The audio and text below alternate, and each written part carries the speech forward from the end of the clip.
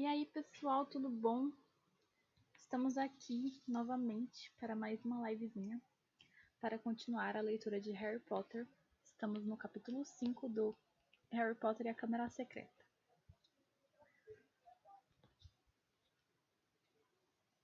Capítulo 5.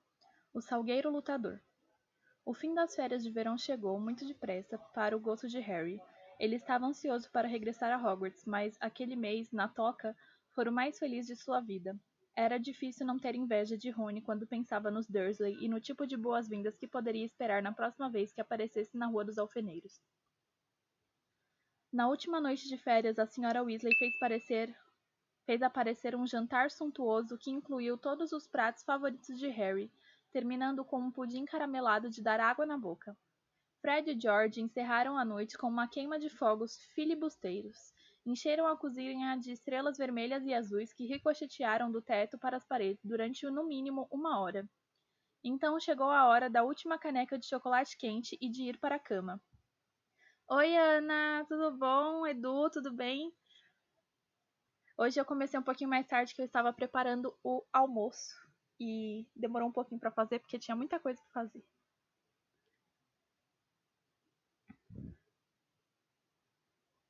Eles demoraram para viajar na manhã seguinte. Acordaram ao nascer do sol, mas por alguma razão pareciam ter um bocado de coisas para fazer.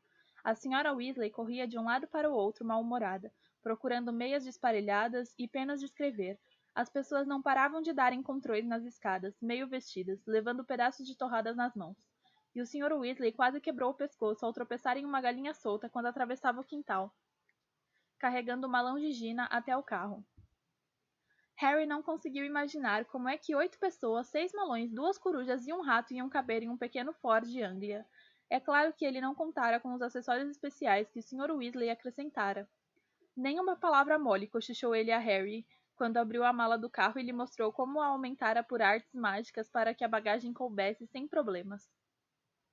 Quando finalmente todos tinham embarcado no carro, a Sra. Weasley olhou para o banco traseiro, onde Harry, Rony, Fred, George e Percy estavam sentados confortavelmente lado a lado e disse: Os trouxas sabem mais do que nós queremos reconhecer, não é? Ele e Gina entraram no banco... Ela e Gina entraram no banco dianteiro que fora aumentado de tal maneira que parecia um banco de jardim público. Quero dizer, olhando de fora, a pessoa nunca imaginaria como o carro é espaçoso, não é? O Sr. Weasley ligou o motor e saiu do quintal, enquanto Harry se virava para trás para dar uma última olhada na casa. Mal teve tempo de pensar quando a veria outra vez, e já estavam de volta. George esquecera a caixa de fogos filibusteiros. 5 minutos depois, tornaram a parar no quintal para Fred ir buscar depressa sua vassoura. Tinham quase chegado à rodovia quando Gina gritou que deixara o diário em casa. Na altura em que tornaram a embarcar no carro, eles já estavam muito atrasados e muito mal-humorados. O Sr. Weasley olhou para o relógio e depois para a sua mulher. Molly, querida. Não, Arthur. Ninguém veria. Esse botãozinho aqui é um multiplicador de invisibilidade que instalei. Isso nos faria decolar e voar acima das nuvens. Estaríamos lá em 10 minutos e ninguém saberia. Eu disse não, Arthur. Não em plena luz do dia. Eles chegaram à estação de King's Cross às 15 para as 11. O Sr. Weasley disparou até o outro lado da rua para buscar carrinhos para a bagagem, e todos correram para a estação.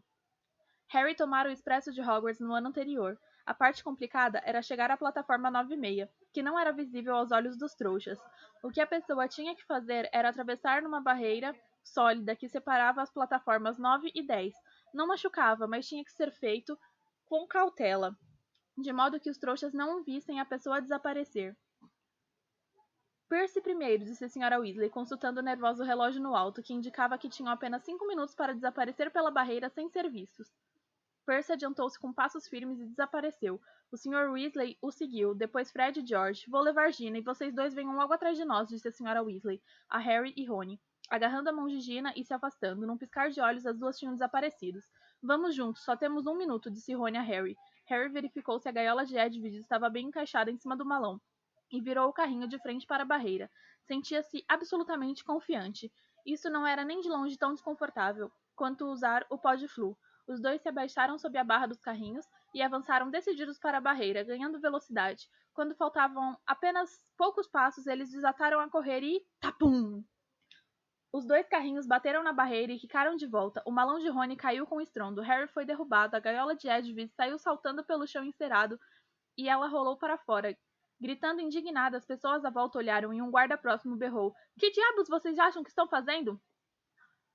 Perdi o controle do carrinho, ofegou Harry, apertando as costelas ao se levantar. Rony teve que recolher Edwige. A coruja fazia tanto escândalo que muitos dos circunstantes resmungaram contra a crueldade para com os animais. Por que não podemos atravessar? Sibilou Harry para Rony. Não sei. Rony olhou desorientado para os lados. Uns 10 curiosos continuavam a observá-los. Vamos perder o trem, cochichou Rony. Não entendo por que o portão se fechou. Harry olhou para o enorme relógio no alto com uma sensação ruim na boca do estômago. 10 segundos, 9 segundos. Ele levou o carrinho à frente com cautela até encostá-lo na barreira e empurrou-o com toda a força. O metal continuou sólido. 3 segundos, 2 segundos, 1 segundo. Já foi, disse Rony, parecendo atordoado. O trem foi embora, e se papai e mamãe não conseguirem voltar para nós... Você tem algum dinheiro de trouxas? Harry deu uma risada cavernosa. Os Dursley não me dão dinheiro há uns 6 anos. Rony encostou o ouvido na barreira fria. Não ouço nada, informou tenso. O que vamos fazer? Não sei quanto tempo vai levar para mamãe e papai voltarem. Eles olharam para os lados, as pessoas continuavam a vigiá-los, principalmente por causa dos gritos de Edwige, que não paravam. Acho que é melhor irmos esperar ao lado do carro, sugeriu Harry. Estamos atraindo a atenção de Harry! Exclamou Rony, com os olhos brilhando. O carro! Que tem o carro? Podemos voar para Hogwarts no carro. Mas eu pensei, estamos imobilizados, certo? E temos que voltar para a escola, não é? E até os bruxos de menor idade podem usar magia quando há uma emergência grávida. Seção 19 ou coisa assim da lei de restrição ao... Mas sua mãe e seu pai, disse Harry empurrando mais uma vez a barreira na esperança inútil de que ela cedesse. Como é que vão chegar em casa? Eles não precisam do carro, disse Rony impaciente. Eles sabem aparatar, sabe? Desaparecer aqui e reaparecer em casa. Eles só usam o Podflu e o carro porque somos todos menores e ainda não temos permissão para aparatar. A sensação de pânico de Harry de repente se transformou em excitação. Você sabe voar? Não tem problema, disse Rony virando o carrinho de frente para a saída. Anda, vamos, se nos apressarmos poderemos seguir o expresso de Hogwarts. Passaram então pela aglomeração de trouxas curiosos, saíram da estação e voltaram à rua secundária, onde ficara estacionado o velho Ford Anglia. Rony destrancou a enorme mala do carro com vários toques seguidos de varinha. Tornaram a carregar a bagagem na mala, puseram Edwige no banco traseiro e embarcaram. Veja se não tem ninguém olhando, disse Rony, ligando a ignição com outro toque de varinha. Harry meteu a cabeça para fora da janela. O tráfego roncava pela estrada principal adiante, mas a rua deles estava deserta. Tudo bem, falou. Rony apertou um botãozinho prateado no painel, o carro em que estavam desapareceu, e eles também. Harry sentiu o banco vibrar embaixo dele, ouviu o ruído do motor. Sentiu as mãos em cima dos joelhos e os óculos em cima do nariz, mas pelo que conseguia ver, viraram um par de olhos que flutuavam acima do chão. Numa rua suja, cheia de carros estacionados. Vamos, disse a voz de Rony. E aí, Gabriel, tudo bom?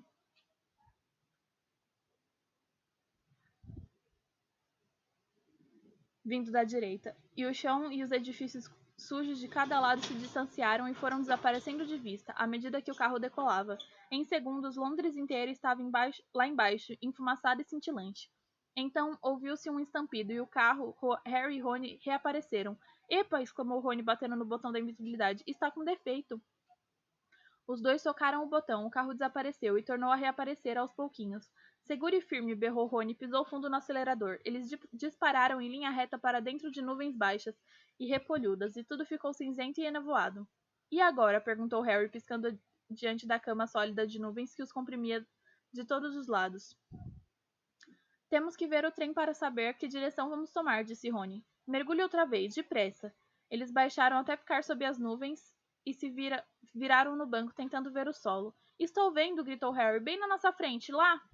O expresso de Hogwarts ia correndo embaixo deles como uma cobra vermelha. Rumo norte, disse Rony, verificando a bússola no painel. Tudo bem, só vamos precisar verificar de meia hora, mais ou menos. Segure firme. E eles dispararam para o alto, furando as nuvens. 1 minuto depois, saíram numa camada banhada de sol. Era um mundo diferente. Os pneus do carro roçavam de leve o mar de nuvens fofas. O céu, um azul forte e infinito, sob um sol claro de cegar. Agora só temos que nos preocupar com os aviões, disse Rony. Eles se entreolharam e caíram na gargalhada. Durante algum tempo não conseguiram parar. Era como se tivessem mergulhado num sonho fabuloso. Isto, pensou Harry, era sem dúvida o único modo de viajar. Deixando para trás os redemoinhos e as torrinhas de nuvens branquíssimas em um carro inundado pela luz quente e clara do sol, com um pacotão de caramelos no porta-luvas e a perspectiva de ver as caras invejosas de Fred e George quando eles aterrissassem suave e espetacularmente no vasto gramado diante do castelo de Hogwarts.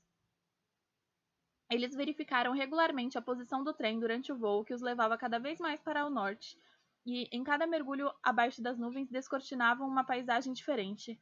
Londres não tardou a ficar muito para trás, substituída por campos verdes e geométricos que, por sua vez, cederam lugar a grandes extensões de terra roxa, pantanosa, uma metrópole que pululava de carros que lembravam formigas multicoloridas, cidadezinhas com igrejas de brinquedo. Várias horas tranquilas depois, no entanto, Harry teve que admitir que o divertimento estava começando a cansar. Os caramelos tinham deixado os dois cheios de sede e não havia nada para beber. Ele e Rony tinham despido os suéteres, mas a camisa de Harry estava grudada no encosto do banco, e seus óculos não paravam de escorregar pela ponta do nariz suado. Ele deixara de reparar nas formas fantásticas das nuvens e agora pensava com saudades no trem, quilômetros abaixo, onde podiam comprar suco de abóbora bem gelado em um carrinho empurrado por uma bruxa gorducha.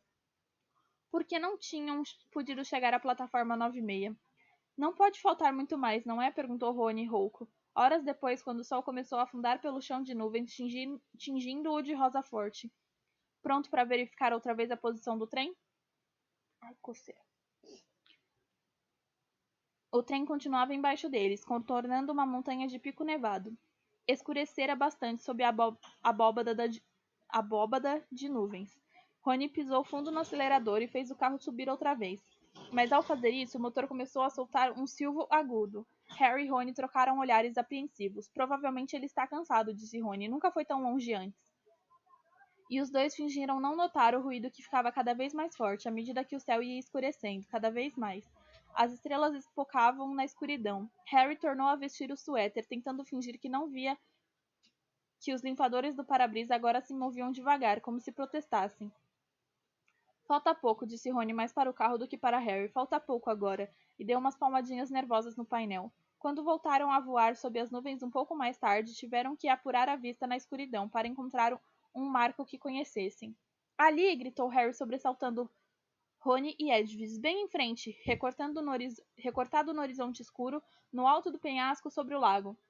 Estavam as torres e torrinhas do castelo de Hogwarts, mas o carro começara a tremer e a perder velocidade. Vamos, disse Rony em tom de quem quer adular, dando uma sacudidela no volante. Quase chegamos, vamos?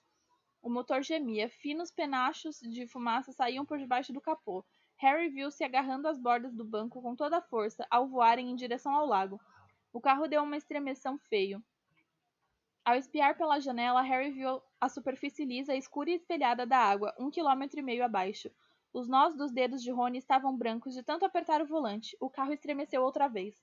Vamos, murmurou Rony, sobrevoando o lago. O carro estava bem à frente. Rony apertou o acelerador. Ouviu-se uma batida metálica e alta, um engasgo e o motor morreu de vez. Epa! Exclamou Rony em meio ao silêncio. O nariz do carro afundou. Estavam caindo, ganhando velocidade, rumando direto para a parede maciça do castelo. Não! Berrou Rony quando, dando um golpe de direção, erraram o escuro muro de pedra por centímetros, porque o carro descreveu um grande arco e voou sobre as estufas às escuras, depois sobre a horta e depois sobre os gramados sombrios. Perdendo altura todo o tempo, Rony largou de vez o volante e puxou a varinha do bolso traseiro. Pare, pare! Berrou, golpeando o painel e o para-brisa. Mas eles continuaram a mergulhar, o chão voando ao seu encontro. Cuidado com aquela árvore, urrou Harry, atirando-se sobre o volante, mais tarde demais. Crack! Com um estrondo de ensurdecer, de metal batendo em madeira, eles colidiram com um tronco avantajado e despencaram no chão com um baque forte. O vapor que saía por baixo do capô amassado formava nuvens enormes. Edwige esguinchava de terror. Um galo do tamanho de uma bola de golfe latejou na cabeça de Harry, onde ele batera no para-brisa e, à sua direita, Rony deixou escapar um gemido baixo e desesperado. Você está bem? Perguntou Harry com urgência na voz. Minha varinha, respondeu Rony com voz trêmula. Olha minha varinha. Oi, Lilia! Ela quase se partira em duas, a ponta balançava inerte, segura apenas por meia dúzia de farpas de madeira. Harry abriu a boca para dizer que tinha certeza de que poderiam consertá-la na escola, mas nem chegou a falar. Naquele mesmíssimo instante, alguma coisa bateu na lateral do carro com a força de um touro furioso, atirando Harry contra Rony, ao mesmo tempo que outra pancada igualmente pesada atingia o teto. Que está acontecendo? Exclamou Rony arregalando os olhos para o para-brisa, enquanto Harry virava a cabeça em tempo de ver um galho grosso como uma jiboia que o amassava. A árvore em que tinham batido atacava os dois, curvara o tronco quase ao meio e seus ramos nodosos socavam cada centímetro do carro que conseguiam alcançar.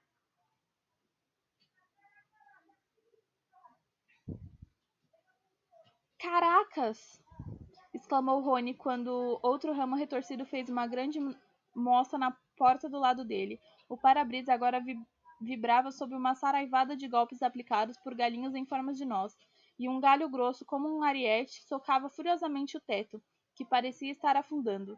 Se manda! Gritou Rony atirando todo o peso contra a porta, mas no segundo seguinte ele era empurrado de volta contra o colo de Harry por um direto no queixo dado por outro galho.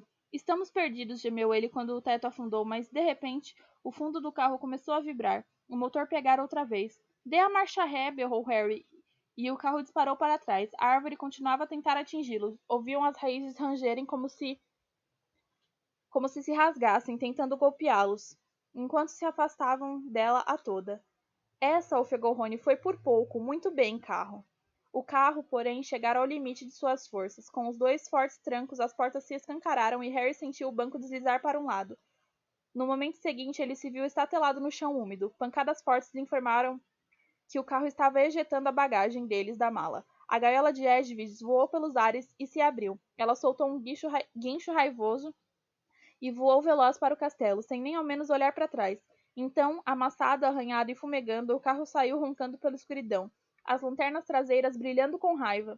Volte aqui! Gritou Rony para o carro, brandindo a varinha partida. Papai vai me matar! Mas o carro desapareceu de vista com uma última gargalhada do cano de descarga.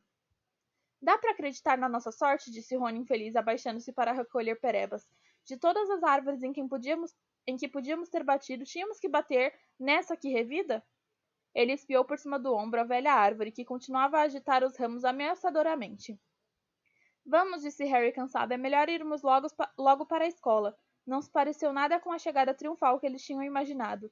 Os músculos duros, enregelados e contundidos. Os dois apanharam as alças dos malões e começaram a arrastá-los pela encosta, gramada acima, em direção à imponente porta de entrada de carvalho.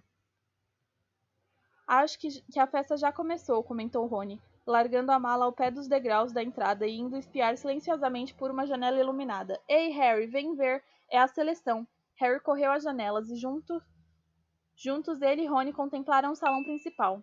Uma quantidade de velas pairava no ar sobre as 4 mesas compridas e lotadas, fazendo os pratos e taças de ouro faiscarem. No alto teto encantado, que sempre refletia o céu lá fora, pontilhado de estrelas, em meio à floresta de chapéus cônicos de Hogwarts, Harry viu uma longa fila de principiantes de cara assustada entrar no salão.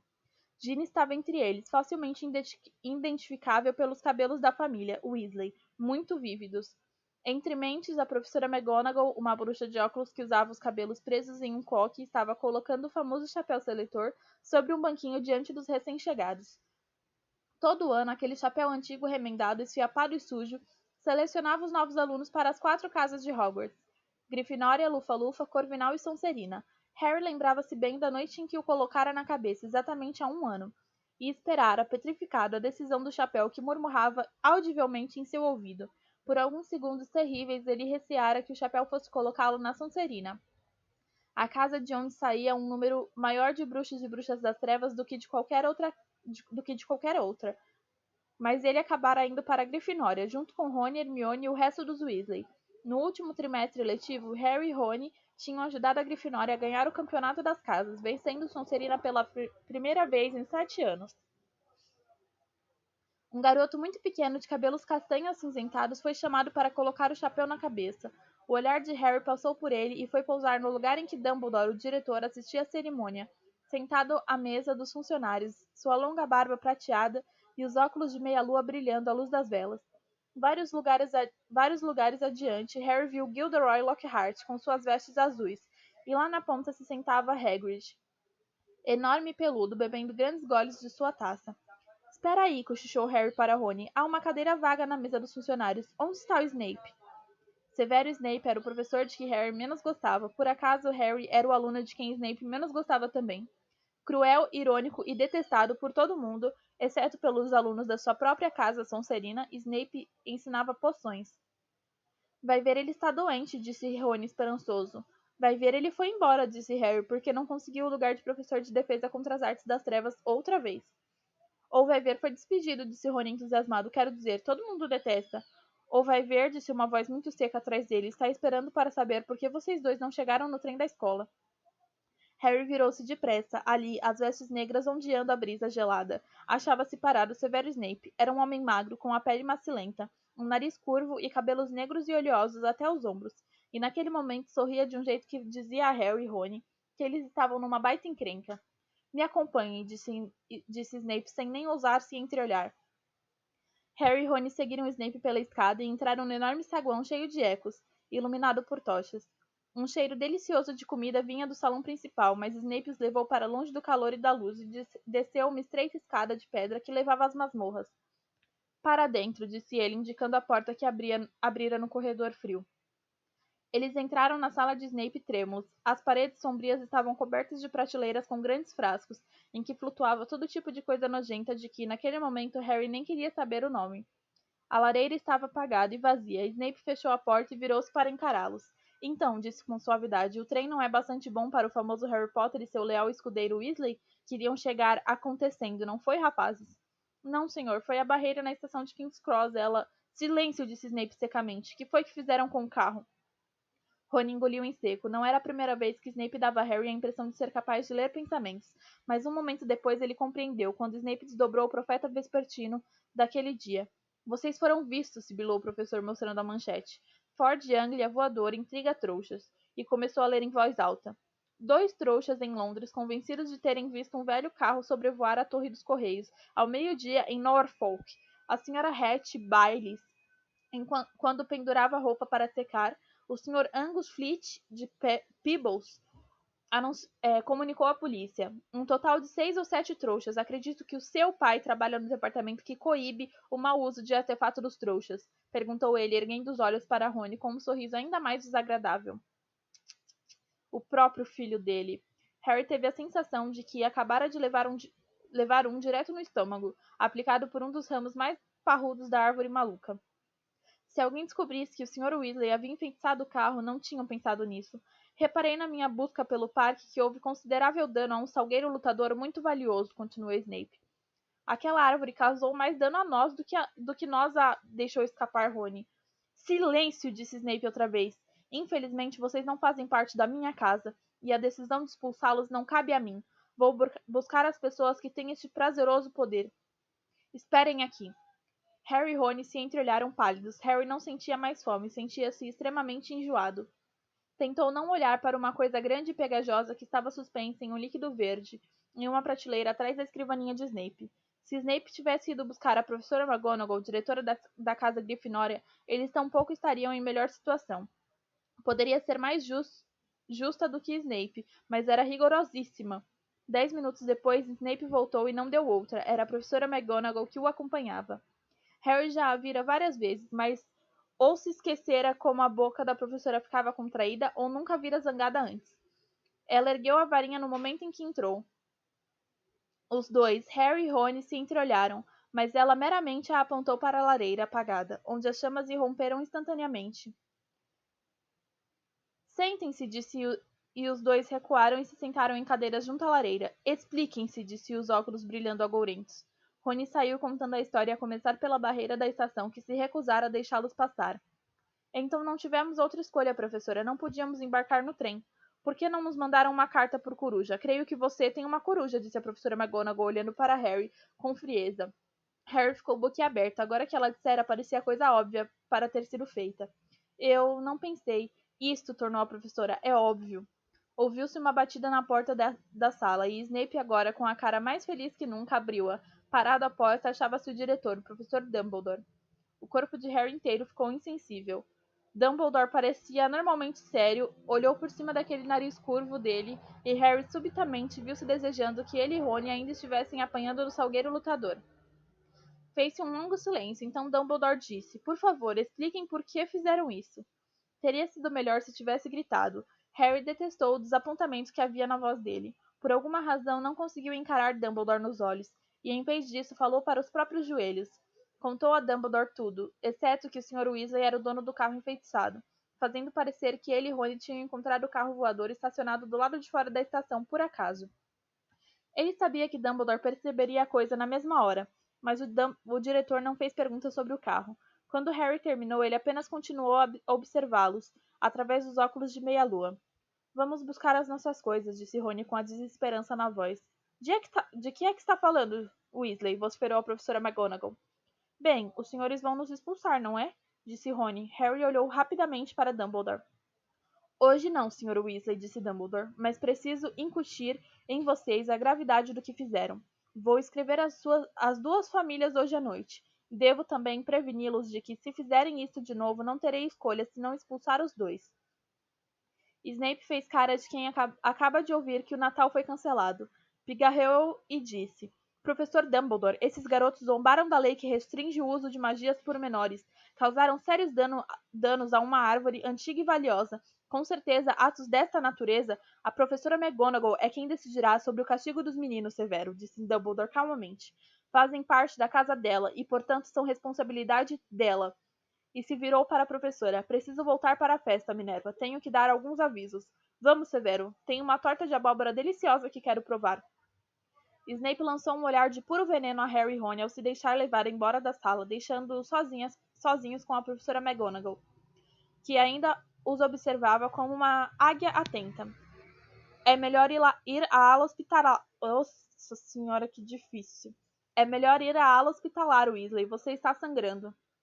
Não é nada demais, disse Rony, limpando depressa com a manga o corte sobre o olho. Professora, eu queria ver a minha irmã ser selecionada. A cerimônia de seleção já terminou, respondeu ela. Sua irmã também ficou na Grifinória. Vontade de espirrar? Não sai? Ah, que bom. E por falar na Grifinória, disse McGonagall muito ríspida, mas Harry a interrompeu.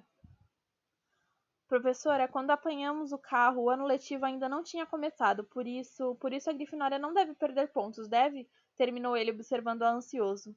A professora McGonagall lançou-lhe um olhar penetrante, mas ele teve certeza de que ela quase sorrira. Pelo menos a boca ficara menos contraída. Não vou tirar pontos da Grifinória, e Harry sentiu o coração muito mais leve, mas os dois vão receber uma detenção. Foi melhor do que Harry esperava. Quanto a Dumbledore escrever aos Dursley, isso não era nada. Harry sabia perfeitamente que eles só iriam ficar desapontados que o Salgueiro Lutador não o tivesse achatado de vez. Pois é, né? Bem isso. A professora McGonagall ergueu novamente a varinha e apontou-a para a escrivaninha de Snape. Um grande prato de sanduíches, 2 taças de prata e uma jarra de suco de abóbora gelado apareceram com um estalo. Vocês vão comer aqui e depois vão direto para o dormitório, disse ela. Eu também preciso voltar à festa. Quando a porta se fechou, Rony deixou escapar um assobio baixo e longo. Achei que estávamos ferrados, disse ele, agarrando um sanduíche. Eu também, disse Harry, servindo-se. Mas dá para acreditar na nossa falta de sorte? Perguntou Rony com a voz pastosa, porque tinha a boca cheia de galinha e presunto. Fred e George devem ter voado naquele carro umas 5 ou 6 vezes e nunca nenhum trouxa viu os dois. Ele engoliu e deu outra grande dentada. Por que não conseguimos atravessar a barreira? Harry sacudiu os ombros. Mas vamos ter que nos cuidar daqui para frente, disse tomando um grande gole do suco de abóbora, cheio de gratidão. Gostaríamos de ter podido ir à festa. Ela não queria que fôssemos nos exibir, disse Rony ajuizadamente. Não quer que as pessoas pensem que somos sabidos, porque chegamos de carro voador.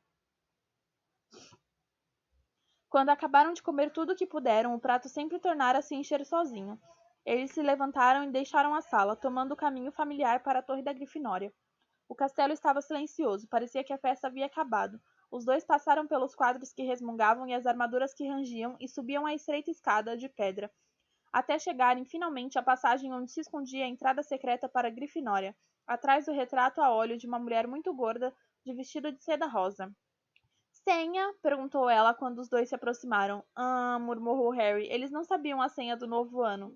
Ainda não tinham encontrado o monitor da Grifinória, mas o socorro chegou quase imediatamente. Ouviram um tropel de passos às costas e, quando se viraram, deram com Hermione, que corria ao encontro deles.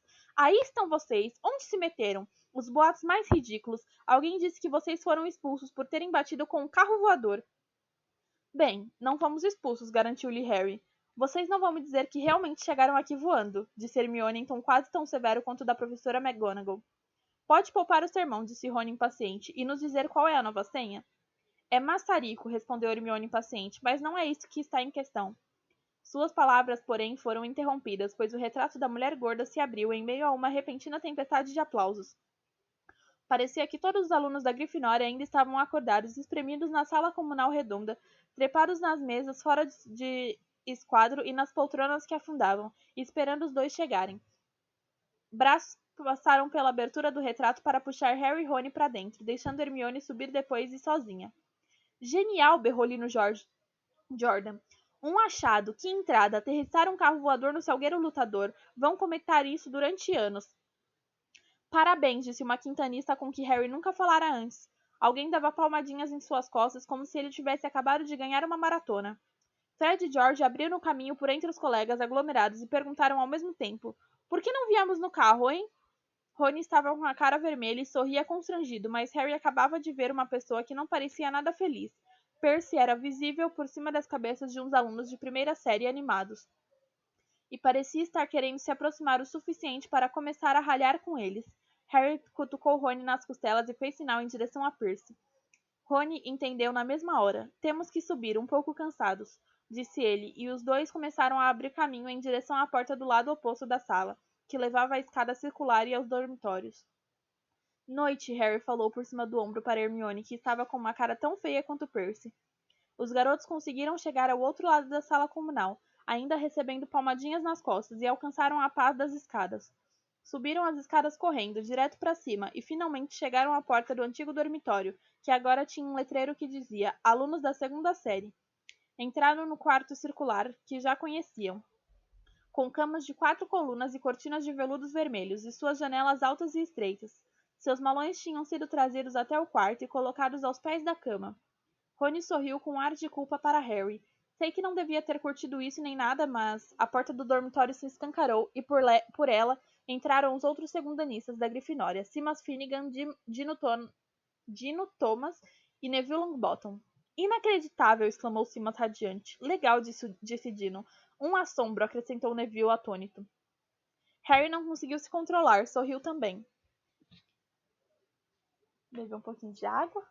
A água é bom, muito útil.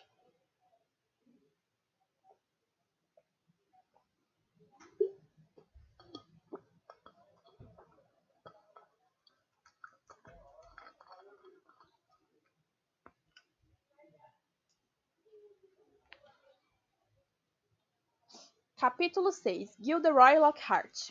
No dia seguinte, porém, Harry mal conseguiu sorrir. As coisas começaram a rolar morro abaixo, desde o café da manhã no salão principal.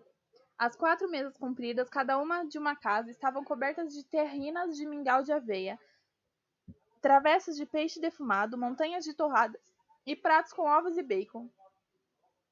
Sob o céu encantado, hoje toldado por nuvens cinzentas, Harry e Rony sentaram-se à mesa da Grifinória ao lado de Hermione, que tinha um exemplar de Excursões com Vampiros aberto e apoiado numa jarra de leite. Havia uma certa formalidade na maneira como ela deu bom dia, o que informou a Harry que ela continuava a desaprovar a maneira como os garotos tinham chegado.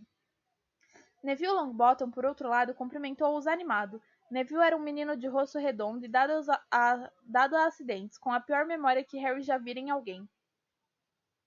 O correio deve chegar a qualquer momento. Acho que vovó vai me mandar umas coisas que esqueci.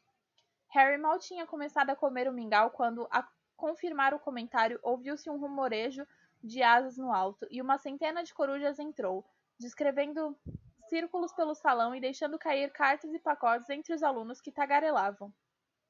Um grande embrulho disforme bateu na cabeça de Neville, e um segundo depois alguma coisa grande e cinzenta caiu na jarra de Hermione, salpicando todo mundo com leite e penas. Errol! Exclamou Rony, puxando pelos pés a coruja molhada para fora da jarra.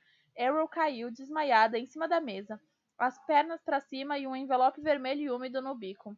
Ah, não! Exclamou Rony. Tudo bem, ele ainda está vivo, disse Hermione cutucando Arrow devagarinho com a ponta do dedo. Não é isso, é isto.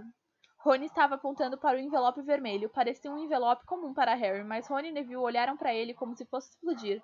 Que foi? Perguntou Harry. Ela me mandou um berrador, disse Rony baixinho. É melhor abrir, Rony, sugeriu Neville com um sorriso tímido. Vai ser pior se você não abrir. Minha avó um dia me mandou um e eu não dei atenção. Ele engoliu em seco. Foi horrível. Harry olhava dos rostos paralisados dos amigos para o envelope vermelho. Que é um berrador? Perguntou. Mas toda a atenção de Rony estava fixa na carta, que começara a fumegar nos cantos. Abra, insistiu Neville. Termina em poucos minutos. Rony estendeu a mão trêmula, tirou o envelope do bico de Arrow e abriu-o. Neville enfiou os dedos nos ouvidos. Uma fração de segundo depois, Harry descobriu o porquê. Pensou por um instante que o envelope explodira. Um estrondo encheu o enorme salão, sacudindo a poeira do teto. Roubar o carro? Eu não teria me surpreendido se o tivessem expulsado. Espere, até eu pôr as mãos em você. Suponho que não parou para pensar no que seu pai e eu passamos quando vimos que o carro tinha desaparecido. Os berros da Sra. Weasley, 100 vezes mais altos do que de costume, fizeram os pratos e talheres se entrechocarem na mesa e produziram um eco ensurdecedor nas paredes de pedra. As pessoas por todo o salão se viravam para ver quem recebera o berrador. E Rony afundou tanto na cadeira que só deixara a testa vermelha visível. Carta de Dumbledore a noite passada. Pensei que seu pai ia morrer de vergonha. Não o educamos para se comportar assim. Você e Harry podiam ter morrido. Harry estava imaginando quando é que seu nome iria aparecer. Fez muita força para fingir que não estava escutando a voz que fazia seus tímpanos latejarem. Absolutamente desgostosa. Seu pai está enfrentando um inquérito no trabalho e é tudo culpa sua. E se você sair um dedinho da linha, vamos trazê-lo direto para casa.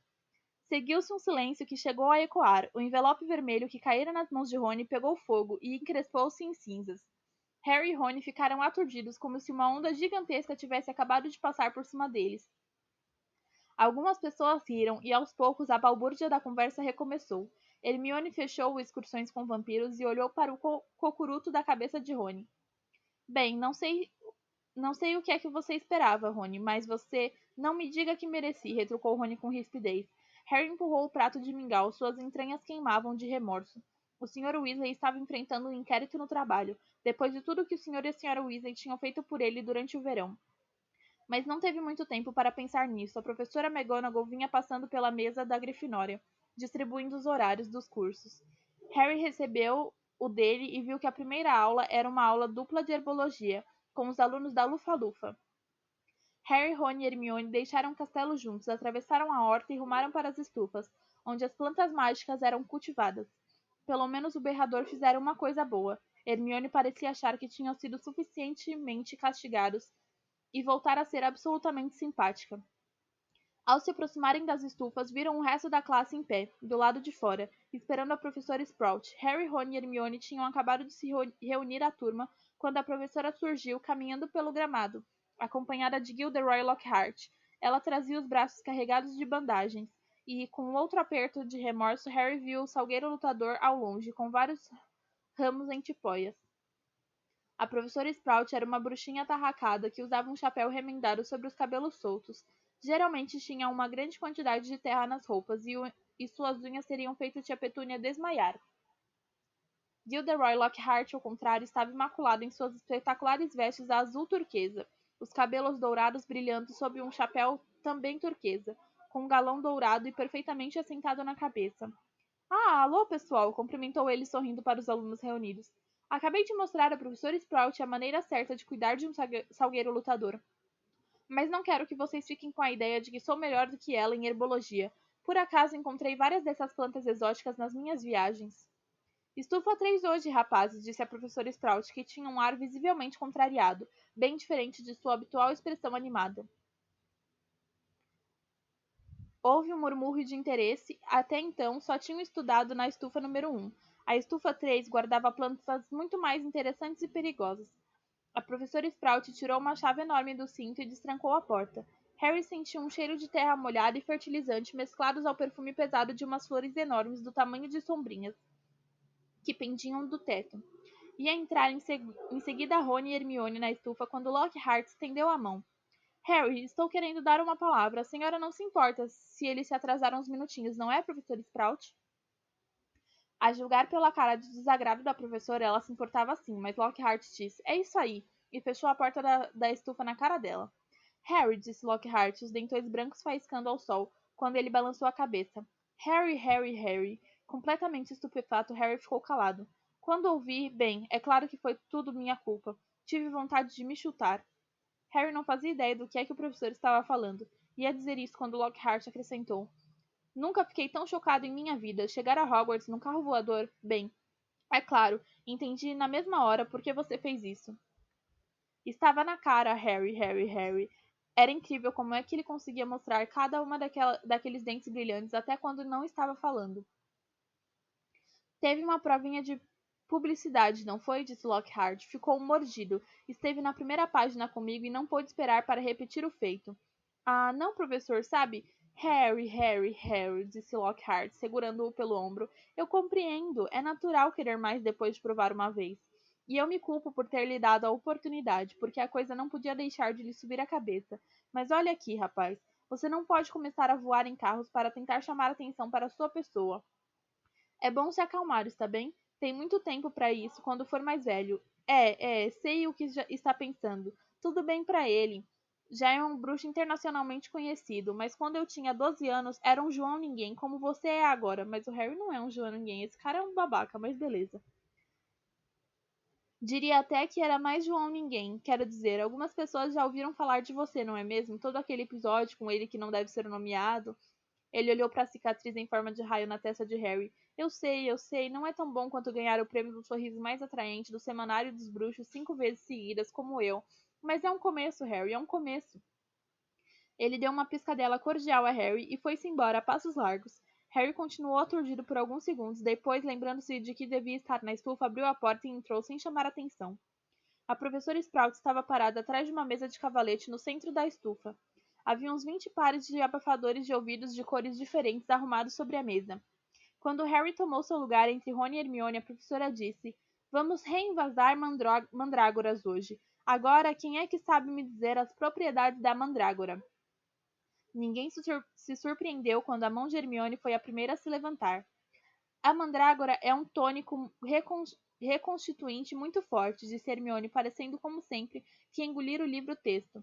É usado para trazer de volta as pessoas que foram transformadas ou foram enfeitiçadas no seu estado natural. Excelente! 10 pontos para a Grifinória, disse a professora Sprout. A mandrágora é parte essencial da maioria dos antídotos, mas é também perigosa. Quem sabe me dizer o porquê? A mão de Hermione errou por pouco os óculos de Harry quando ela a levantou mais uma vez. O grito da mandrágora é fatal para quem o ouve, disse a garota prontamente. Exatamente, mais 10 pontos. Agora as mandrágoras que temos aqui ainda são muito novinhas. Ela apontou para uma fileira de tabuleiros fundos ao falar. E todos se aproximaram para ver melhor. Umas 100 moitinhas repolhudas verde arroxeadas cresciam em fileiras nos tabuleiros. Não pareciam ter nada demais para Harry, que não fazia a menor ideia do que Hermione quisera dizer com o grito da mandrágora. Agora apanhe um par de abafadores de ouvidos, mandou a professora. Os alunos correram para a mesa para tentar apanhar um par que não fosse peludo nem cor-de-rosa. Quando eu mandar vocês colocarem os abafadores, certifiquem-se de que suas orelhas ficaram completamente cobertas, disse ela. Quando for seguro remover os abafadores, eu erguerei o polegar para vocês. Certo, coloquem os abafadores. Harry ajustou os abafadores nos ouvidos. Eles vedaram completamente o som. A professora Sprout colocou seu par peludo cor-de-rosa nas orelhas, enrolou as mangas nas vestes, agarrou uma moitinha de mandrágora com firmeza e puxou-a com força. Harry deixou escapar uma exclamação de surpresa que ninguém ouviu. Em vez de raízes, um bebezinho extremamente feio saiu da terra. As folhas cresciam diretamente de sua cabeça. Ele tinha a pele verde clara, malhada e era visível que berrava a plenos pulmões. A professora tirou um vaso de plantas grande de sob a bancada e mergulhou nele a mandrágora, cobrindo-a com um composto escuro e úmido até ficarem apenas as folhas visíveis. Depois limpou as mãos, fez sinal com o polegar para os alunos e retirou os abafadores dos ouvidos. As nossas mandrágoras são apenas mudinhas, por isso seus gritos ainda não dão para matar, disse ela calmamente, como se não tivesse feito nada mais excitante do que regar uma begônia. Mas elas deixarão vocês inconscientes por várias horas, e como tenho certeza de que nenhum de vocês quer perder o primeiro dia na escola, certifiquem-se de que seus abafadores estão no lugar antes de começarem a trabalhar. Chamarei sua atenção quando estiver na hora da saída. 4 para cada tabuleiro. Há um bom estoque de vasos aqui. O composto está nos sacos ali adiante. E tenham cuidado com aquela planta de tentáculos venenosos. Está criando dentes. Ela deu uma palmada enérgica em uma planta vermelha e espinhosa ao falar, fazendo-a recolher os longos tentáculos que avançavam sorrateiramente pelo seu ombro. Harry, Ron e Hermione dividiram o tabuleiro com um garoto de cabelos cacheados da Lufa-Lufa, que Harry conhecia de vista, mas com quem nunca falara. Justino Finch Fletchley. Apresentou-se ele animado, apertando a mão de Harry. Eu sei quem você é, claro, o famoso Harry Potter, e você é Hermione Granger, sempre a primeira em tudo. Hermione deu um grande sorriso quando o garoto também apertou sua mão. E Rony Weasley, o carro voador era seu, não era? Rony não sorriu. O berrador obviamente continuava em seus pensamentos. Aquele Lockhart é o máximo, não acha? Disse Justino feliz, quando começaram a encher os vasos de planta com fertilizante e de bosta de dragão.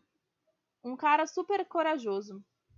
Você leu os livros dele? Eu teria morrido de medo se tivesse sido acuado em uma cabine telefônica por um lobisomem, mas ele continuou na dele e, simplesmente fantástico. Eu estava inscrito em Eton, sabe? Nem sei dizer como estou contente de, em vez disso, ter vindo para cá. Claro, minha mãe ficou um pouco desapontada, mas desde que a fiz ler os livros de Lockhart, acho que começou a perceber como será útil ter na família alguém formado em magia. Depois disso, não houve muito o que conversar. Tinham tornado a colocar os abafadores e precisavam se concentrar nas mandrágoras. A professora Sprout fizera a tarefa parecer extremamente fácil, mas não era. As mandrágoras não gostavam de sair da terra, mas tampouco pareciam querer voltar para ela. Contorciam-se, chutavam, sacudiam os pequenos punhos afiados e arreganhavam os dentes. Harry gastou 10 minutos inteiros tentando espremer uma planta particularmente gorda dentro de um vaso. Lá pelo fim da aula, Harry, como todos os outros, estava suado, dolorido e coberto de terra. Eles voltaram para o castelo para se lavar rapidamente, e então os alunos da Grifinória correram para a aula de transfiguração. As aulas da professora McGonagall eram sempre trabalhosas, mas a de hoje estava particularmente difícil. Tudo o que Harry aprendera no ano anterior parecia ter se esvaído de sua cabeça durante o verão. Devia transformar um besouro em um botão, mas a única coisa que conseguiu foi forçar o besouro a fazer muito exercício, pois o inseto corria por toda a superfície da carteira para fugir de sua varinha. Rony estava enfrentando um problema muito pior. Tinha remendado a varinha com um pouco de fita adesiva que pedira emprestada, mas a varinha parecia danificada para sempre. Não parava de estalar e faiscar nas horas mais estranhas, e cada vez que Rony tentava transformar o besouro, ela o envolvia em uma fumaça densa cinzenta que cheirava a ovos podres. Acidentalmente, ele esmagou seu besouro com o cotovelo e teve que pedir um novo. A professora McGonagall não ficou nada satisfeita.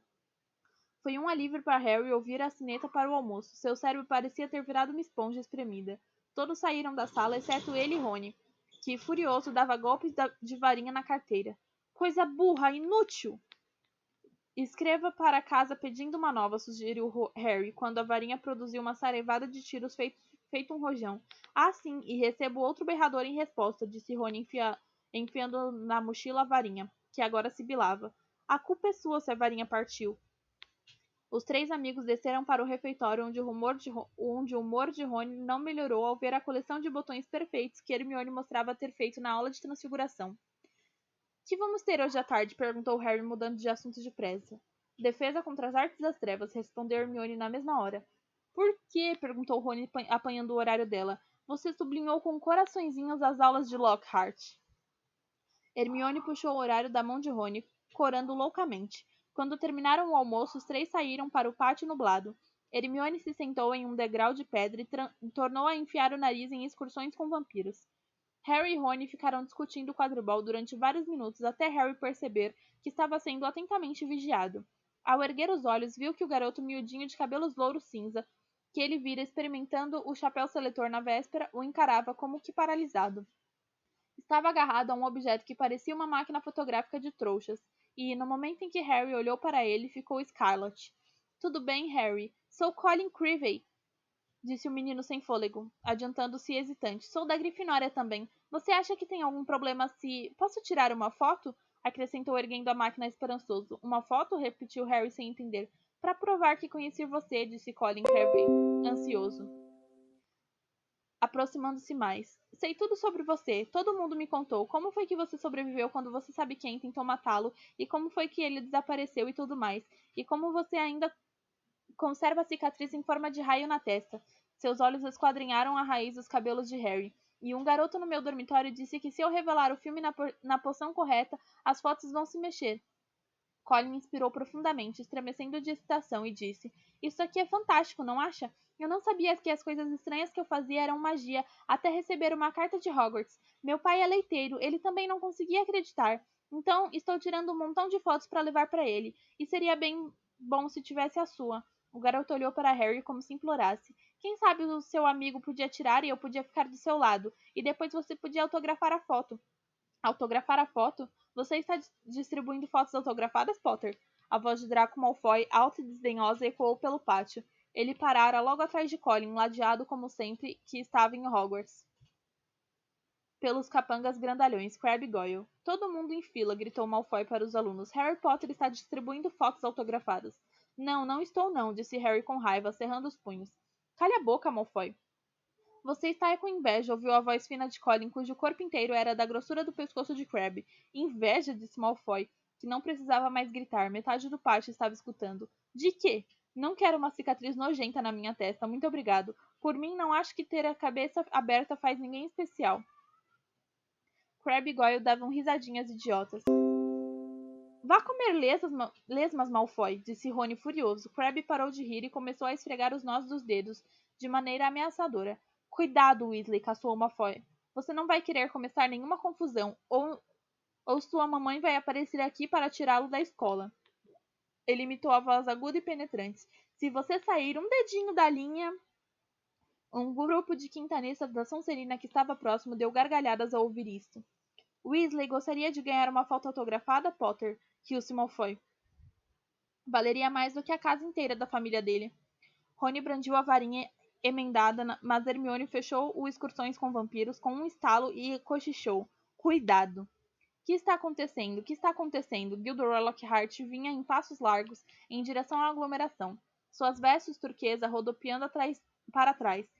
Quem é que está distribuindo fotos autografadas? Harry começou a falar, mas foi interrompido por Lockhart, que passou um braço pelos seus ombros e trovejou jovial. Não devia ter perguntado. Nós nos encontramos outra vez, Harry. Preso contra o corpo de Lockhart e ardendo de humilhação, Harry viu Malfoy sair de fininho, rindo-se para junto dos outros colegas. Vamos então, Sr. Creevey, disse Lockhart, sorrindo para o garoto. Uma foto dupla, nada melhor, e nós dois podemos autografá-la para o senhor. Colin ajeitou a máquina e tirou a foto na hora em que a sineta tocava as costas do grupo, sinalizando o início das aulas da tarde. Está na hora, vamos andando vocês aí, gritou Lockhart para os alunos e voltou ao castelo com Harry, que teve vontade de conhecer um bom feitiço para desaparecer, ainda preso ao professor. Uma palavra para o bom entendedor, Harry, disse Lockhart paternalmente quando entravam no castelo por uma porta lateral. Dei cobertura a você lá com o jovem Creevey. Se eles tivessem me fotografado também, os seus colegas não iriam pensar que você está se dando ares. Surdo aos murmúrios hesitantes de Harry, Lockhart arrebatou-o por um corredor ladeado por estudantes de olhos arregalados e subiu uma escada. Devo dizer que distribuir fotos autografadas nessa altura de sua carreira não é sensato. Parece meio presunçoso, Harry, para ser franco. Haverá um dia em que, como eu, você vai precisar ter uma pilha de fotos à mão, onde quer que vá. Mas, ele deu uma risadinha, acho que você ainda não chegou lá. Ao chegarem à sala de aula de Lockhart, ele finalmente soltou Harry. O garoto endireitou as vestes e se dirigiu a uma carteira bem no fundo da sala, onde se ocupou em empilhar os 7 livros de Lockhart diante dele, de modo que pudesse evitar olhar para o autor em carne e osso. O resto da classe entrou, fazendo barulho, e Rony e Hermione se sentaram um de cada lado de Harry. Você podia ter fritado um ovo na cara, comentou Rony. É melhor rezar para Creevey não conhecer a Gina, ou os dois vão começar um fã-clube do Harry Potter. Cale a boca, disse Harry ríspido. A última coisa que precisava era que Lockhart ouvisse a frase fã-clube do Harry Potter. Quando a classe inteira se sentou, Lockhart pigarreou alto e fez-se silêncio. Ele esticou o braço, apanhou o exemplar de Viagens com Trasgos de Neville Longbottom e ergueu-o para mostrar a própria foto na capa, piscando o olho. Eu, disse apontando a foto e piscando também, Gilderoy Lockhart, Ordem de Merlin, terceira classe, membro honorário da Liga de Defesa contra as Artes das Trevas e vencedor do prêmio Sorriso mais atraente da revista Semanário dos Bruxos, 5 vezes seguidas. Mas não falo disso. Não me livrei do espírito agourento de Bandon sorrindo para ela. Ficou esperando que sorrissem. Alguns poucos deram um sorrisinho amarelo. Vejo que todos compraram a coleção completa dos meus livros. Muito bem. Pensei em começarmos hoje com um pequeno teste. Nada para se preocuparem. Só quero verificar se vocês leram os livros com atenção, o quanto assimilaram. Depois de distribuir os testes, ele voltou à frente da classe e falou: Vocês têm 30 minutos. Começar agora. Harry olhou para o teste e leu: Qual é a cor favorita de Gilderoy Lockhart? Qual a ambição secreta de Lockhart? Qual é, na sua opinião, a maior realização de Gilderoy Lockhart até o momento? Que perguntas mais idiotas. E as perguntas continuavam ocupando 3 páginas até a última. Quando é o aniversário de Gilderoy Lockhart e qual seria o presente ideal para ele? Meia hora depois, Lockhart recolheu os testes e folheou-os diante da classe. Quase ninguém se lembrou da minha cor favorita. É lilás. Digo isso no Um Ano com o Yeti. E alguns de vocês precisam ler Passeios com Lobisomens com mais atenção. Afirmo claramente no capítulo 12 que o presente de aniversário ideal para mim seria a harmonia entre os povos mágicos e não mágicos, embora eu não recuse um garrafão do velho uísque de fogo Ogden. E deu outra piscadela travessa para os alunos. Rony fitava Lockhart com uma expressão de incredulidade no rosto. Simas Finnegan e Dino Thomas, que estavam sentados à frente, sacudiam-se de riso silencioso. Hermione, por outro lado, escutava Lockhart embevecida e atenta, e se assustou quando o ouviu mencionar seu nome. Mas a senhorita Hermione Granger sabia que a minha ambição secreta era livrar o mundo do mal e comercializar a minha própria linha de poções para os cabelos. Boa menina. Na realidade, ele virou o teste. Ela acertou tudo. Onde está a senhorita Hermione Granger? Hermione levantou a mão trêmula. Excelente, disse o sorridente Lockhart. Excelente mesmo. 10 pontos para a Grifinória. E agora, ao trabalho. Virou-se para a mesa e depositou nela uma grande gaiola coberta. Agora, fiquem prevenidos. É meu dever ensiná-los a se defender contra a pior criatura que se conhece no mundo da magia. Vocês podem estar diante dos seus maiores medos aqui nesta sala. Saibam que nenhum mal vai lhes acontecer enquanto eu estiver aqui. Só peço que fiquem calmos. Sem querer, Harry se curvou para um lado da pilha de livros que erguera para dar uma boa olhada melhor na gaiola. Lockhart colocou a mão na cobertura. Dino e Simas pararam de rir agora. Neville se afundou em sua carteira na primeira fila.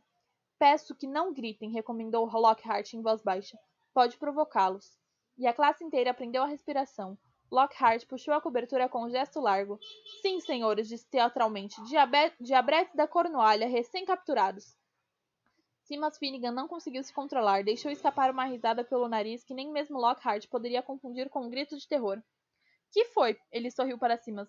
Bem, eles não são muito perigosos, são? Engasgou-se Simas. Não tenha tanta certeza assim, disse Lockhart, sacudindo um dedo aborrecido para Simas.